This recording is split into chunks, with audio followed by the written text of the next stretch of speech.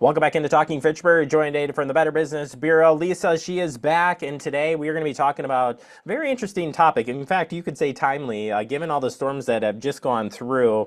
You may be turning to looking at contractors, and today we're going to be talking about if you're looking at driveway, although we'll tie in some of the other construction pieces, but if you're looking to doing home construction, like maybe a driveway and getting the asphalt, make sure that you're getting somebody that isn't making or scamming you out of these types of services. We've all heard of the paving scams and driveway asphalt. Have a little extra material. I'm gonna do X, Y, and Z to make it cheaper for you. It's that door to door thing, Lisa, that always just for me, door to door is just red flags all over the place. But from your standpoint, what do you see out there when it comes to the door to door sales, just in general, and what to be looking for? Yeah, so the door to door is something that we see reported every year from year to year, and this has been going on for decades.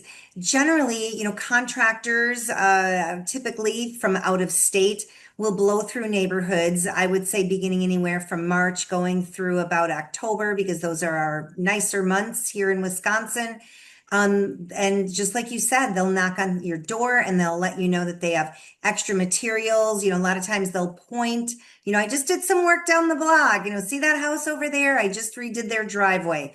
They generally will say that they can offer a really good price, a discount because they have extra material that they need to get rid of.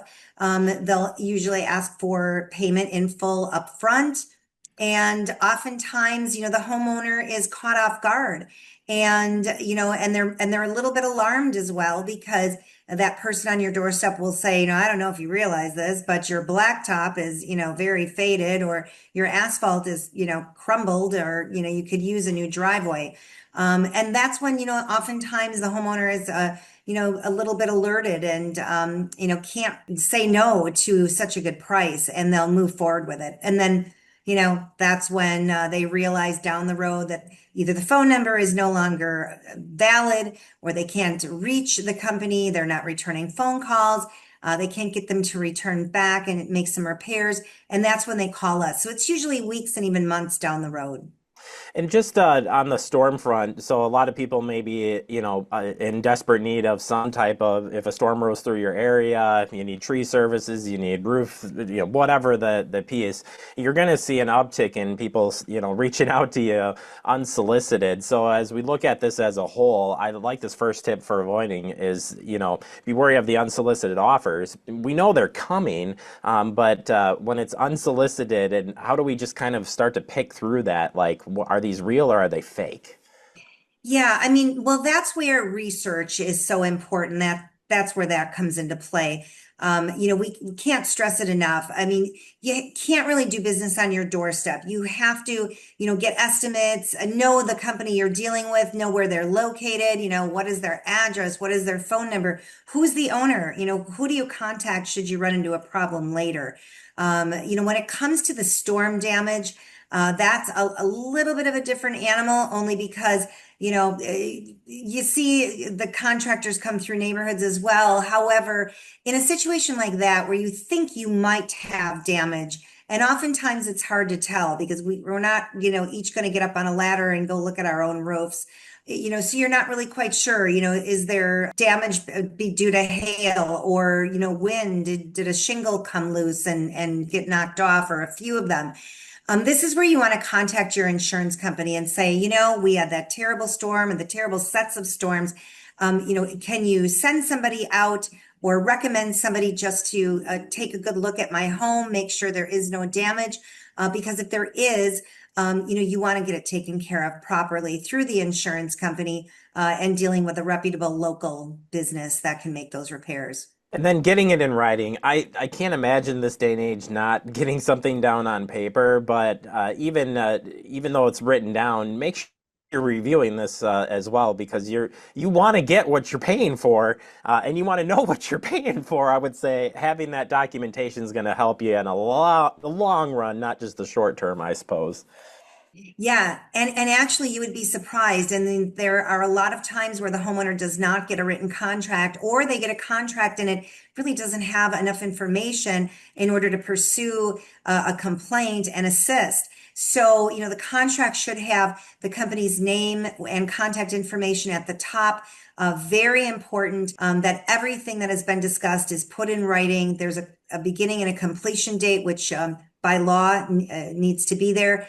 A detailed description of the work, any materials, the material cost, payment arrangements, very important to be included in that contract, and warranty information as well. If there's any warranty, anything that you discuss should be on that contract. So it's really important for the homeowner to look over that contract and ensure that if there's anything that's missing that was discussed, that they stop and say, oh, wait a minute, buddy, please, be sure to write that down. Here you go. Here's the contract back. Very, very important to get everything in writing. And also, I have to just add that, once you sign a contract, you're agreeing to everything within that contract and it becomes a legal binding document. And at that point, you can't cancel it. However, speaking of canceling, another good, interesting point is that if you do sign a contract at your doorstep, which is away from the place of business, you do have 3 legal business days to cancel. So other than that, though, you cannot cancel a contract because it's a legal document. I like you mentioned when we started this too about doing the research. These are things you want to know before you even pursuing it. So, somebody coming unsolicited to your door is putting pressure on you to make decisions quickly, and maybe stop the thinking process for a second. That's the gotcha, the moment there. And so I think, as mentioned, knowing these things before you're even about to take on some project of any sort, I think will help you in the long run. And another area that is mentioned here too is about the payment process as well. So what does a reputable company look like versus maybe a scammer who's trying to scam you out of this? Well, a lot of these door-to-door fly-by-night companies that, again, come into town, they're not local. A lot of times they want payment in full. They want it up front. They like cash. Sometimes they will accept a check. But generally, we don't very often hear of homeowners paying by credit card to these types of businesses. And credit card is really the payment method we always recommend because if you run into a problem later, you'll have more cushion for assistance at that point. Your credit card company will go to bat for you and try to assist you. That credit card will give you a little bit of a peace of mind. Again, the credit card company can help you if you run into a problem later. So always try to pay with a credit card.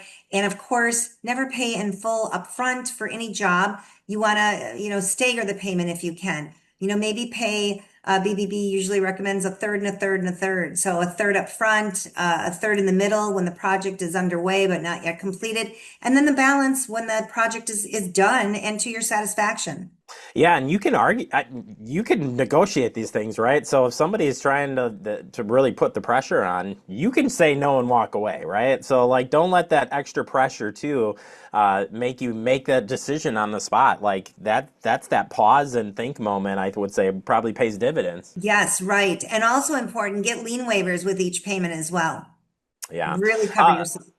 Lisa, these are great tips, and certainly if folks want to learn more about this topic, or just looking at hiring contracted services, some great resources for people. Where can they find that? BBB.org, or you can give our office a call at 414-847-6000. All right, Lisa, appreciate the time as always, and thank you for sharing this information. So crucial right now. It seems like the summertime happens. We know that everybody wants to get some projects done, and this hopefully it makes people be ready for anything as we get ready for that. Thank you so much.